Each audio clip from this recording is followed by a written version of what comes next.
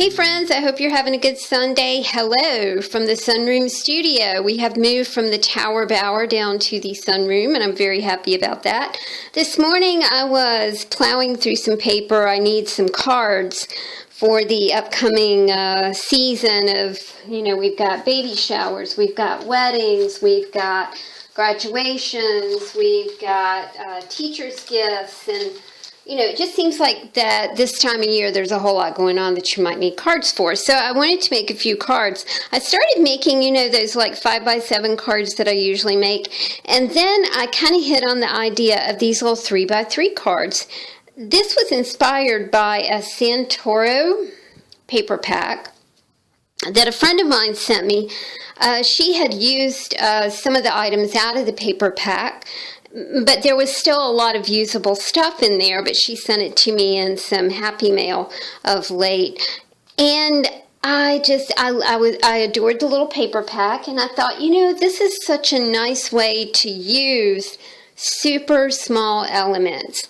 A super small element is it's going to get lost in a 5x7 card. So the 3x3 format seemed to work really well. So I made a whole bunch of these, and I'm very happy with them. I think that is a really cute imagery.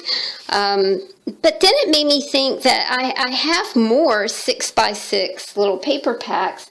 So I thought, well, I'll just kind of see what I have and figure out how to make some maybe all occasion kind of cards with some 6x6 paper packs. This is really, really simple, and I'll just take you through it really quickly.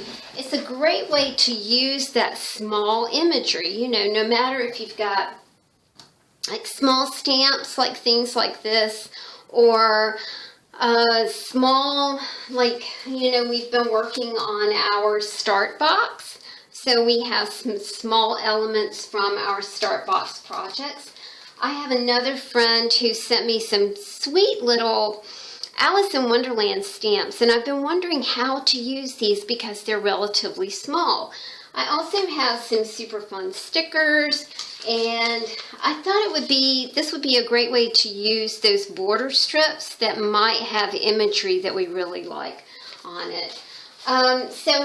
Kind of like the possibilities are endless. You can sit down and make a whole bunch of these and then decorate them however you like, or you don't even have to decorate them now. You can wait on, when your occasion comes up and decorate them then. The first thing that I did was a Jennibellie technique.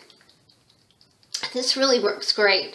You take just a little bit of acrylic paint, and I've already shaken this, and we're going to just kind of outline the edges of our 3x3 card. This is a great way to use up, just like scrap cardstock when you've got just those small-ish pieces, from other projects that you've done, and you're kind of looking for ways to use those.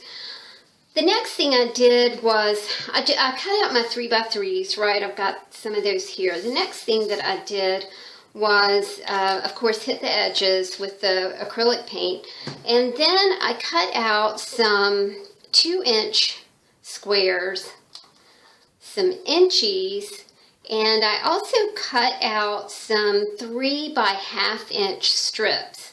And I thought that this would just make a good palette, mixed media palette, and we'll figure out how these things fit together. Now, I did choose my cards. I'm doing a yellow and blue thing here, but because this is mixed media, you can choose any cards you want, any colors, anything goes with this kind of thing. And don't you love that? I like it when we got an anything goes kind of project. All right, let's work with this one first. And I got yellow here, so I'm going to use a blue strip. I've cut that a little bit long, but that's okay. We can trim it off. Very excited to be down in the sunroom studio, folks. It's been a long winter here winter lasts from like October to, it will get cold again. It was supposed to be quite warm today, but it did not quite warm up the way they thought it might. But boy, it sure has been nice to see, you know, the world in bloom, and my peonies are getting ready to bloom, and I'm always excited about that. My Lenten rose has just been extraordinary this year. And the first year that I was here, my home was owned for years by a master gardener. The first year that I moved into this house, which has been 10 years ago now, I was just super amazed at what this man had planted. I think I have every kind, every variety of daffodil known to man. It's just always been a pleasure to live in this house. And I did dig up a lot of my Lenten roses and kind of try and spread them about the yard. So I do have a lot of pretty plants going on right now. All right, we have done, we've got our 3x3, we've done a 2x2. We can do our little inchy right there. Let's do that. Now we could leave that imagery just exactly the way it is, and I might do that for this one because for this one, you know, the imagery was a little flower. And that works out.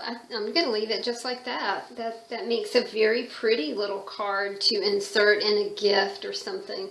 And it's all occasion. You can do, you know, you can just leave it like it is. Let's see. Let's do a blue one. See what we can. That's a bit of a different colored blue, but that's okay. That's kind of a purplish blue. Let's work with some yellow.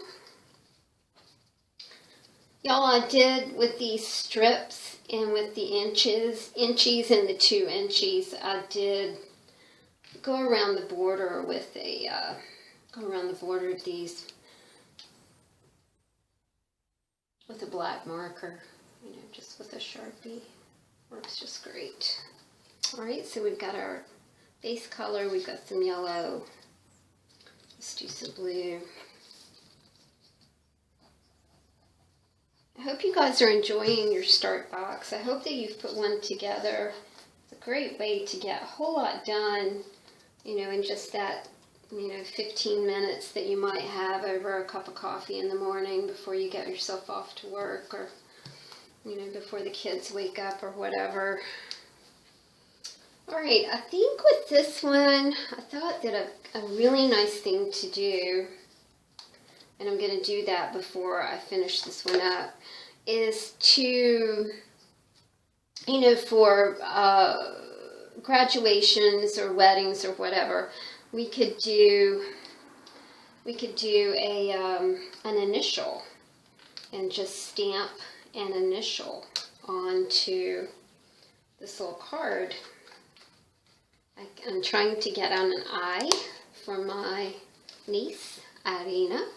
Irina is having her 20th birthday at the end of April.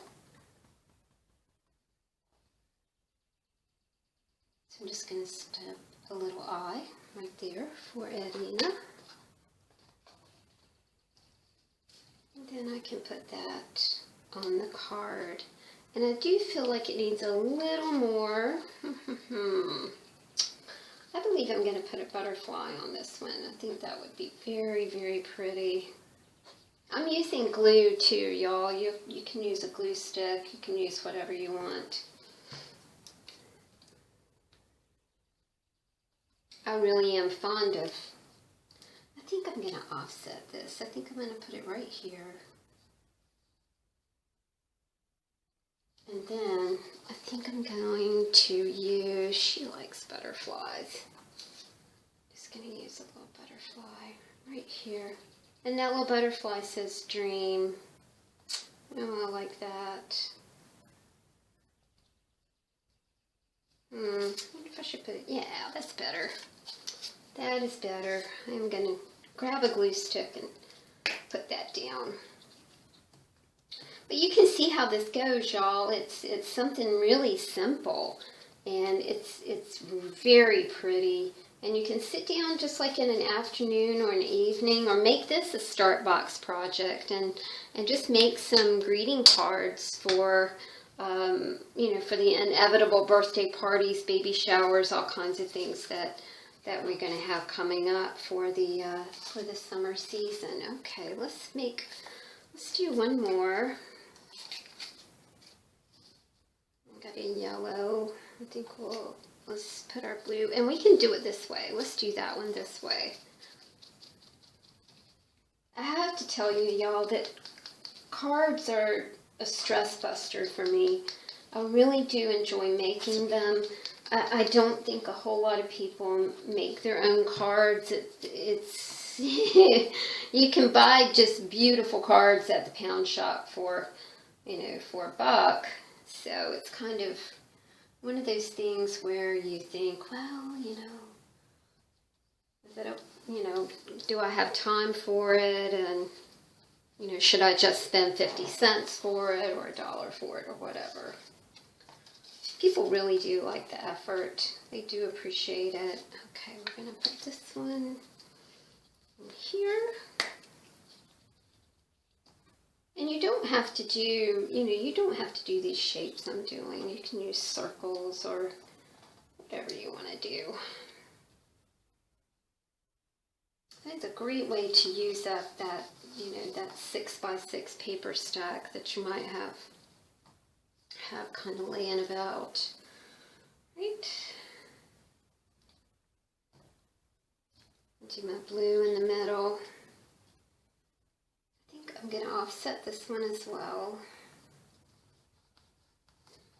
I think I'm going to do a heart.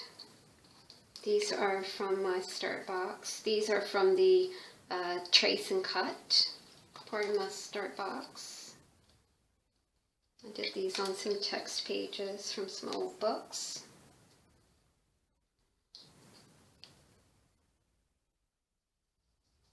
There we go. See, that would make a really nice enclosure for a wedding gift. And then stamp the bride and groom's last initial of their last name right there.